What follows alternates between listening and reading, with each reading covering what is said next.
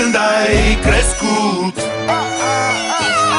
să arăți din ce ești făcut. A venit momentul să știi oare cât de tare poți fi. Hai, arată că poți, lasă-i mască pe toți și lovește să leșine pe cot. Trimite-i la casat ca pe niște raple la remat, să înțeleagă că au intrat pe teren minat. Ai talent, trebuie să porți coroana, știu drumul e lung ca Pan-Americana. Schimbă panorama, nu ai ce să pierzi, mai ales când ai ceva în care să crezi. Trage în țeapă, frate, la fel ca țepești, ca să ducă ADN-ul pe preș, să iasă cash. Cineva vă rog să rostească sume, că băiatul meu e hotărât să-și facă nume. Nu e timp de glume, citește adversarul și unde doare cel mai tare dă cu parul. Lovește cu ciocanul, preia controlul dacă vrei să-ți asiguri viitorul, dă tare. Tu ai vrut de când ai crescut să arăți din ce ești făcut.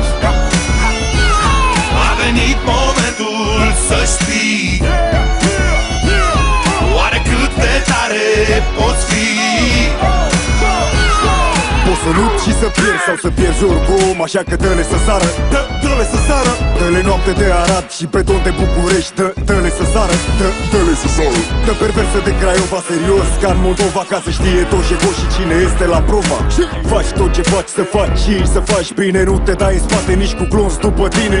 Din sărăcie rea mai rău nu o să fie. Ai simțit ce ai trăit? Ești lacrimi și nebunie și nu-i lăsa că vor să-ți ia tot ce-a mai rămas drag în inima ta. Da, e chiar așa, cu sau fără motiv, ori intenționat sau nu, dă-le nu doar instinct. Că nu suntem tari de cap, dar avem capul tare și nu suntem doar vagabonți, o dăm tare. Tu ai vrut de când ai crescut să arăți din ce ești făcut. A venit momentul să știi oare cât de tare poți fi. Inima bate, sângele fierbe, pregătiți imediat câteva șerbe. Că unii o să afle că prezentul e crud și că azi durerea doare, nu e ca la Hollywood. Repet, durerea trebuie să doară, să te compare cu o bombă nucleară. Și toate javrele să astupe urechile, să ascundă privirile, să-și înghită vorbele. La adversari să le dea eroare, că n-au știut vreodată ce înseamnă devastare. Să se lase cu întuneric la mansardă, să-și ia limba în gură toți cu cât o targă. Joacă-te cu mintea lor, să uite cum îi cheamă, cine sunt și ce vor. Toacă-i mărunt, mic de tot, compot, fă-le cea mai tare groapă, tare, tare de tot. Tu ai vrut de când ai crescut să arăți din ce ești făcut.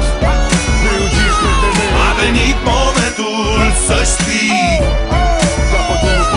oare cât de tare poți fi.